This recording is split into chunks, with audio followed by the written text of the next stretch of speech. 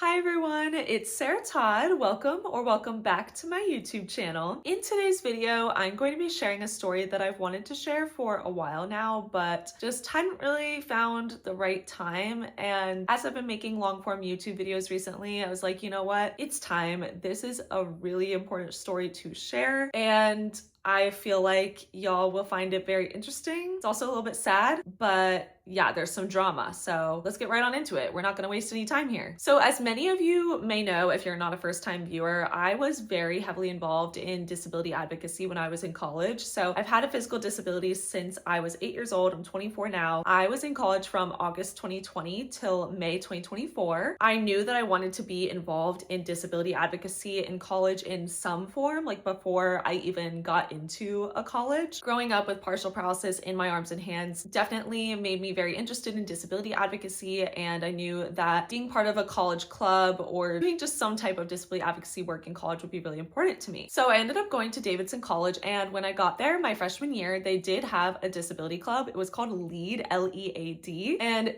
LEAD stood for Leadership, Empowerment, and Advocacy for Diverse Abilities. I wasn't a fan of the name, didn't love the diverse abilities term being in it either. So I met with the president of the club and we started working together to transform the club into a more like disability identity, disability culture focused group. So we started by changing the name. We changed it to Davidson Disability Alliance, or DDA for short. And we started doing tons of advocacy work together. And I was co-president with her. She was 2 years older than me. And then when she graduated, I was president until I graduated in 2024. I'm very proud of all the work that we were able to do with DDA. We met with the president of the college and the college administration to get disability and especially accessibility more integrated into campus culture. We secured office space for DDA, which the Disability Club at Davidson had never had before. There were some clubs who had office space in our student union. Some of them were affinity groups like DDA, and when one of those groups moved from that office space to a bigger office space, that space opened up. So they had a whole application process and decision process for who got the space, and DDA got the space. So that was a huge accomplishment for us. We had this whole initiative to create signs that said, "Please press gently," to then put those up by the accessible door buttons around campus to remind students not to kick them or push them super hard or punch them so that the buttons didn't break. And that was a really fun event that we did where everybody got together and made the signs. And I visited campus a couple months ago and the signs are still up. So that makes me very happy. We also began to integrate disability into the Diversity, Equity, and Inclusion Office. Sadly, disability was not recognized as one of the groups that the Center for Diversity, Equity, and Inclusion serves. So DDA was working to change that, and we were starting to get disability well integrated into the office. And we were doing that by working with the office to host events. Like, for example, at the beginning of every year, there was a disability welcome dinner that any student who identified as disabled could join. So that was a really big accomplishment because the disability should absolutely be included in the Center for Diversity, Equity, and Inclusion. We hosted disabled guest speakers. We hosted my friend Brielle. She's an influencer with no arms and legs who does makeup, so that was so fun. We hosted Ali Stroker. She's a wheelchair user and she's the first person who uses a wheelchair to win a Tony Award. So super cool, love her so much. And we also hosted Judy Human before she passed away. I really miss her so much. It was such an incredible opportunity to have her on campus, and I got to interview her. I was literally picked to interview her for the lecture that she was doing. So huge moment for me and for Judy and for the entire campus. We also hosted trainings for different organizations and departments on social media accessibility, and we did trainings on how to host inclusive events. So all of that being said, the DDA definitely did a lot that I am very proud of. I feel like my time at Davidson was so fulfilling, especially because I got to do so much with my disability club. But sadly, towards the end of my time at Davidson, like April 2024, so literally just weeks before my graduation date, there was a lot of drama surrounding DDA, and it was horrible. It drove me to tears one day with my friend who's also disabled. We were talking about it, and I'm not really somebody who like sits and cries about things that upset me. So it was really bad. And I just want to share about what happened because I think it is a very good learning moment for other colleges and universities to take note. And hopefully something like this won't happen again at Davidson because it was really disheartening. So basically, Davidson has these social organizations called eating houses. There's 4 of them. There's Turner, Rusk, Warner, and Connor. I was a part of Rusk, and they're similar to sororities, but there are some differences. Students don't live in the eating houses. They're called eating houses because you basically just eat there. Like, it's social in the form of having lunch and dinner there, but the eating houses also put on parties and social events. So Turner was planning to host a party in the basement of their house. But the basement of Turner's house was only accessible via stairs. There was not a ramp to get into the basement. You had to enter the basement via stairs. And because DDA had been conducting trainings on how to plan and host inclusive events, some of the DDA executive board members were disappointed to see the location of the party because the location directly excluded anybody who couldn't go up and down stairs. So some executive board members of DDA reached out to the people who organized the Turner party and explained the importance of hosting events in an inclusive location and explained why the basement of Turner was not an inclusive location and asked them to reconsider the location of the party. So rather than just moving the location of the party, the people who organized the party just decided to cancel it. I guess they thought that was easier than trying to find a different location. I don't really know why they decided to cancel it, but that's how they decided to handle it. So they just decided to cancel the party. And from there, everything got pretty out of control. So a huge rumor began that DDA told Turner to cancel the party, which was obviously not true. Like, people associated with Turner had decided to cancel the party. DDA had not told the people organizing the party to cancel the party. And apparently one of the reasons that this party was planned to be hosted in the basement of Turner was because the basement's small and they were expecting pretty low attendance. And so they felt like the party would be more fun if it were in the basement because it would seem more packed since it's small. So it's very interesting that a lot of people were angry that this party was canceled because they were worried about low attendance anyway. So clearly this party wasn't seen as very important to a lot of people, but it became important to a lot of people once they knew it was canceled. So the rumor got way out of control. So the students who were upset that the party was canceled took to Yik Yak, an anonymous app that's popular on college campuses, to rant about it. And so many of these Yik Yaks were ableist. I really wanted to be able to just not go on Yik Yak and not read the ableist remarks, but I really let curiosity get the better of me because I wanted to know what people were saying. And as president of DDA, I wanted to be kept in the loop. I did feel a little bit frustrated though, because I didn't even know that anything with this party was happening and that some of the DDA executive board members had emailed the people organizing the party and asked them to reconsider the location. I didn't know any of that was happening until this drama had started. And that was because it was April 2024. I was about to graduate in a few weeks, so I was kind of stepping back a little bit from my role as president and really trying to transition the new president into that role. So I was letting them take on more of the responsibilities. So I felt kind of out of the loop until the drama began. And then I had to step in and handle the drama because I was president of the club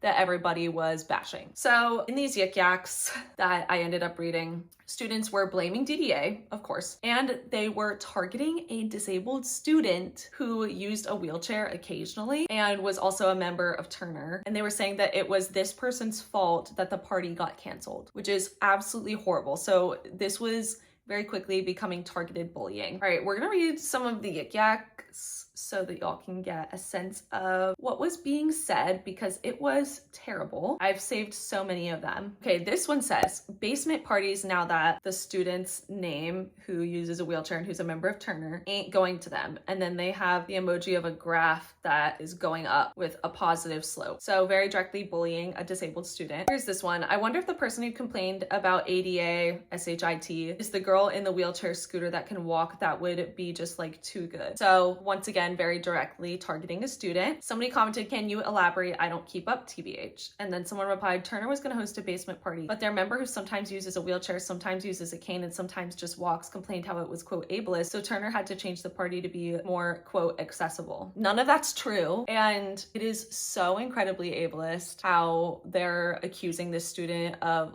I guess, lying about their disability just because they don't always use a wheelchair. Ambulatory wheelchair users exist. That's very shocking to a lot of people. school. But honestly, most people who use wheelchairs, they are not sitting in the wheelchair all day. They are able to walk around at least a little bit. This one says DDA has to be the most passive aggressive group of students on this campus. So this one's kind of tone policing the way that I and other members of DDA on campus would discuss ableism or, inaccessibility in general. This one says, I will literally carry the two people who can't use stairs to a Turner party if they restart it, ...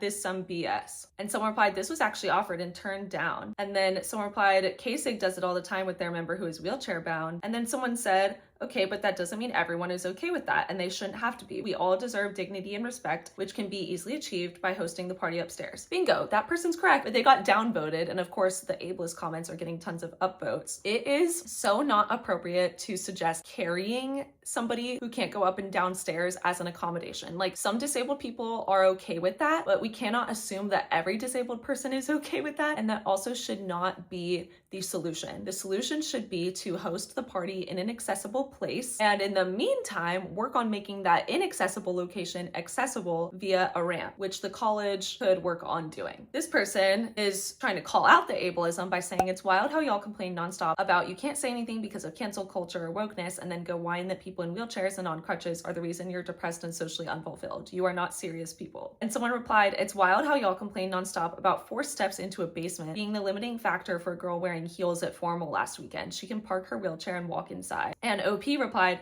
thank you for your expertise on a stranger's mobility based on her footwear. And then the other commenter replied, I've seen her run up a hill to her wheelchair again. 4 effing steps should not have caused this level of uproar. Tell Davidson to build a ramp. So once again, they're doubting that this student is actually disabled and that they actually cannot go up and down stairs, as if they are the experts on her disability and not the person with the disability themselves. Also, I think it's so funny how they say 4 steps should not have caused this level of uproar, because exactly, they're very close to getting the point. The students were so upset about this party being canceled because of the inaccessibility of the location should not have caused this level of uproar, because they're the ones who caused the uproar, not the disabled students who very politely and kindly asked the people organizing the event to consider hosting it in an accessible location. So that comment is very ironic to me. So then people started taking their ableism to a whole different level by just making comments on Yik Yak that didn't even have anything to do with the situation itself. So this one is about this building on campus called the VAC, the Visual Arts Center. So that's where most of the visual arts classes and the visual arts studios were on campus. And they said, the VAC has been closed because visual art is ableist towards those with vision impairment. Sorry guys, but it was the right thing to do. Just making the most ridiculous ableist comments. Here's this one. Deaf people can't listen to music. Blind people can't watch a movie. People facing mobility challenges probably can't go to a party full of drunk people jumping up and down. Such is life. Plenty of things are unfair. Don't ruin them for others though. I think it's really funny that they think deaf people can't listen to music, blind people can't watch a movie, people facing mobility challenges can't go to a party. All of those blanket statements are factually incorrect. I know deaf people who listen to music. I know blind people who watch movies. I myself am a person facing mobility challenges who can go to parties full of people jumping up and down. So these generalizations are very incorrect. I think it's also just very apathetic and lacking empathy to say that, life is unfair and basically say like not everything is for everyone, because a party can be hosted in an accessible location. Parties don't have to be hosted in an inaccessible location. There were other location options for this party, so it didn't have to be unfair. That's kind of the whole point. This one says, Davidson should let everyone study here regardless of their education or qualifications. So effing ableist. So once again, just making such a ridiculous comment. So here's somebody asking what happened with the Turner party, and someone replied, there are like 2 steps that go to the basement and the DDA flipped out over it. Turner said, we'd love to build a ramp someday, but that'll take time. DDA said you are better off having no party at all than have a party with steps at the entrance, and everyone is pissed now. Incorrect. Turner made the decision to cancel the party. DDA did not flip out. DDA very kindly asked them to reconsider the location of the party. Yeah, keep saying it over and over. This one is in a thread of comments on a Yik Yak. This person says, promoting disability awareness is great, but the way they go about it is toxic and unproductive. They should go to the school with their complaints instead of turning the whole student body against them by forcing an event to be canceled.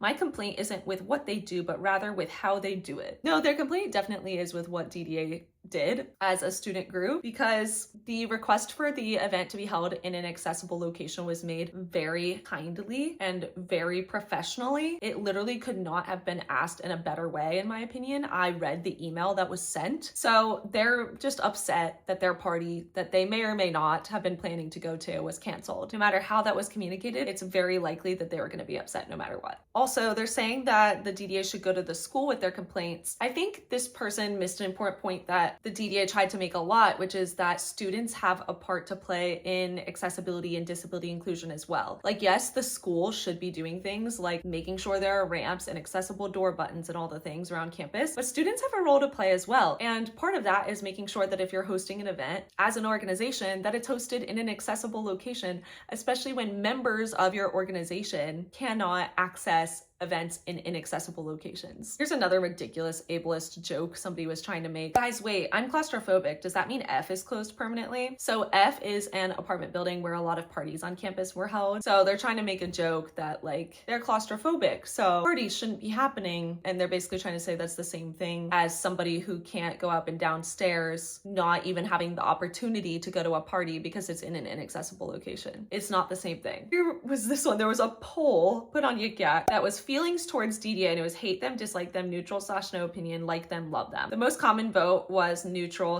/ no opinion, which is honestly great. I was happy with that. But the fact that people put hate them and dislike them, there were 20 people who did that. It's like, this is the disability advocacy organization on campus. I feel like it is so inappropriate to be putting up a poll that's directed towards the disability advocacy organization on campus. That's just not right. Someone says, Turner Formal wasn't accessible. Nobody batted an eye. Certain, and then wheelchair emoji. Individuals were dancing in heels. Proof that the DDA is performative rather than functionally motivated. It's astounding to me how many people were trying to accuse this student of lying about their disability, and that they were trying to say it was her fault that the event was canceled. She knows her disability better than anyone. She knows what she can and cannot do. And it's horrible how they were targeting her in this way, all because they're mad an event that most people likely weren't even going to attend was canceled. Yeah, that was a lot of posts. There are more, believe it or not, but I chose some that I felt like encompassed the horrid situation pretty well. I don't have a screenshot of this one, but I remember seeing one that said ST sucks. And I was like, wow, I didn't even know that some members of my organization were asking Turner to reconsider the location of the party until the rumor started, but then I was getting blamed for it as well. So that was not cool. But I just had to tell myself, that person would never say that to my face. And, as I was walking around campus, I was kind of worried that somebody was going to come up to me and say something, but then I was like, no, people are only going to say these types of things behind a screen on an anonymous app. They're not going to say it to me in person. So because of all of this drama, the school newspaper reached out to me and asked to interview me for a piece about all of this. So I actually saved a copy of the article. I thought that it was very well written. Not gonna read the whole thing, but the headline was Party Cancellation Prompts Backlash, Questions Campus Accessibility. I'm gonna read some of my quotes from this article to y'all to show you how I tried to handle this situation. So for some context, DDA had hosted an event for social chairs of organizations like Turner and the other eating houses and such to learn how to plan and host accessible events. So that had happened just a few months prior to this whole drama. So I said in this article, one thing that was discussed at this event was basement parties and how many of the basements of these houses are not accessible because they have stairs and no ramp, or they're only accessible through grass, which would not be accessible for people with mobility aids or who have trouble walking. So we encourage organizations to host their events in spaces that are accessible via ramp if there are stairs. And so this has been an ongoing conversation since that meeting. So that is my first quote. On the second page of the article, the headline here says, Anonymous discussion highlights rampant ableism on campus. I was like so happy that they called it rampant ableism because it was really bad. This is a really important quote. This is actually not from me, but this is from the DDA executive board members who emailed the people planning the Turner party. And this is what they said regarding the location. They said, I kindly urge you to reconsider the venue selection and ensure the event is accessible. This includes hosting the event upstairs and ensuring the accessible entrance doors open. By making these adjustments, you enhance the event's inclusivity and demonstrate a commitment to diversity and equality. That is literally what people were mad about. and were saying was rude and aggressive. That is like the most professional, kind way to bring inaccessibility to somebody's attention. Here's another quote from me. I said, "I've never felt vulnerable in any way on campus as a disabled student, but these past few days since April 9th and this uproar has happened, I have felt a bit more vulnerable on campus as a disabled student," which is true. I never felt worried walking around campus that somebody was going to say something ableist to me, but I was worried as I was walking around campus that somebody might say something ableist to me. And then this says, they're referring to me as Hammer, my last name. Hammer highlighted what she saw as an attitude of privilege that has been exposed. I do think the comments, come from students here being very used to getting what they want and just not being used to things not going their way and having this attitude of, how dare you take away something that was supposed to be fun for my weekend, Hammer said. I was so happy they included that in the article because I think that's so true. I think these students just were not used to not getting what they want, and they're not used to having to be selfless sometimes. And yeah, it definitely seemed very privileged to be more worried about not being able to go to some party that they didn't even think people would want to go to, instead of worrying about the inaccessibility that your fellow students are facing on campus. That's the bigger issue than some party that people were worried was going to have low attendance anyway. Then this article makes the point where they say disability is a far-reaching category and that spaces that are accessible for one person may be inaccessible to another. Yet Hammer emphasizes that this should not be used as a quote excuse. So then I say, I've seen a lot of conversations about people saying, well, no event can ever be entirely accessible to everyone, and kind of using that as an excuse for why it's okay that an organization, any organization, not just Turner, can have a party that's so directly inaccessible to people who can't do stairs, Hammer said. But it is pretty easy to resolve inaccessibility pertaining to there being stairs and no ramp via installing a ramp. It takes time, but that can happen eventually. So it's easy through that solution with time, and it's easy in the meantime to simply host the events in an accessible space. Whereas it is not easy to change aspects that are inherent to a party environment, such as loud noises and flashing lights. Hammer highlighted that cultivating an accessible community should be everyone's priority. Quote, I think that everyone should care about disability work, especially accessibility work, since anyone can become disabled at any moment, Hammer said. I was an 8-year-old who had no disability and out of nowhere became paralyzed from the neck down. I was so happy they included that quote too, because a lot of students knew that I had a disability. They knew it affected my arms and hands, but I don't think they knew that I used to be paralyzed from the neck down. And so I felt like that kind of reminded them of how serious my situation was, and that could be them too. Like, I didn't think that was going to happen to me when I was 8 years old, but it did. So I was just really trying to remind them that it's important to have empathy. So the article debuted in the school newspaper, and then of course there was some backlash on Yik Yak. This person says, the irony of, quote, the attitude of privilege being exposed after canceling an entire party for like 2 people's benefit. So they're referring to what I said in the article about the people who were upset that this event was canceled, had like a very privileged attitude. I don't know why they're assuming that it was only 2 people's benefit to have the party in a location without stairs. That actually benefits everybody, especially people who are going to be drinking at a party. It's a lot easier to enter and exit a party, especially when you've been drinking, if there are no stairs. Also, I really don't like that this comment insinuates that accessibility and accommodation are privileges, because they're not at all. They are rights, not privileges. So unfortunately, in the headline of the article, they had made a typo in the word accessibility. So somebody said, you'd think that if the Davidsonian is going to publish an article about accessibility, they'd at least spell accessibility correctly on the front page headline. And then somebody said, this is ableist against dyslexic people. And someone replied to that, let dyslexic people be copy editors -DDA. Like, just rampant ableism, like the headline said. I mean, it was absurd. So as all this was still happening, I reached out to the administration via email, and this is what I said. Hi all, I hope you are doing well. I'm writing to inform you about recent harmful communication about disabled students at Davidson. For the past few months, DDA has been communicating with other student organizations about how to make their events as accessible and inclusive as possible. Turner Eating House was planning to host a party this weekend in the basement of the new Turner House, which is inaccessible due to the stairs and lack of a ramp. After informing Turner of this, they decided to cancel the party, which has upset many students. Due to the cancellation of the party, students have taken to Yik Yak, an anonymous platform, to share their thoughts. Many of these posts are insulting disabled students and are even violent. Additionally, many of these posts are targeting a specific student who uses mobility aids. Please see the attached examples. As a disabled student who is proud of my identity and has worked hard to fight for accessibility and inclusivity on campus, I'm quite disheartened by these attitudes expressed by fellow students. This discourse on Yik Yak illustrates a broader, more overarching issue surrounding the normalized harmful discourse around disabled people and their bodies, which is alarming. We would love any support you are able to provide to resolve this matter. Thank you. So I received some good responses to that email from various different people. They offered support, like just on a personal level. They also pointed us to counseling, etc. But there was no official statement made, which was very frustrating because this issue was such a big issue on campus. Like, even with sharing this story and describing it to you all, I can't even tell you how big of an issue this was. Like, it was really bad.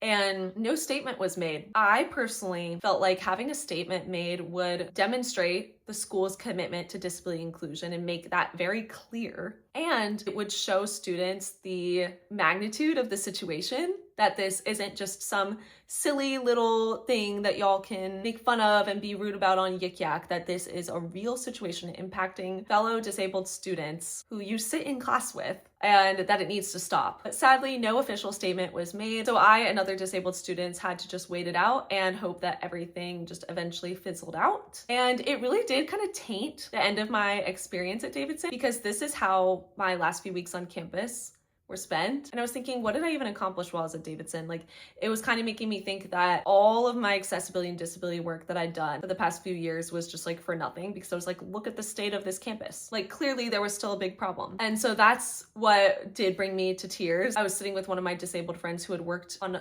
a ton of initiatives with me while we were at Davidson, and I was like, what have I even done? And she was like, you've done so much. Like, she was like, you really need to be proud of all the work you've done. And so I just realized, you know, I definitely had still accomplished a lot at Davidson, but you know, this was just a sign that there was still more work to be done, and I was graduating and moving on. And so the disabled students who were still there, they could take this on if they desired and try to make a change in their own ways. That, you know, it was no longer my responsibility. I'd done what I was able to do. But it was just definitely very sad that, like, knowing that Davidson is known for admitting students who are smart, kind, and empathetic, that ableism is still a huge problem. I think it showed me that I thought most students were very accepting towards disabled people. And, you know, maybe that was the case. Like, maybe it was the few who were just like super loud about it, but it kind of made me feel like I had this wrong impression of the students that I was literally attending classes and events with, which was definitely very sad. But yeah.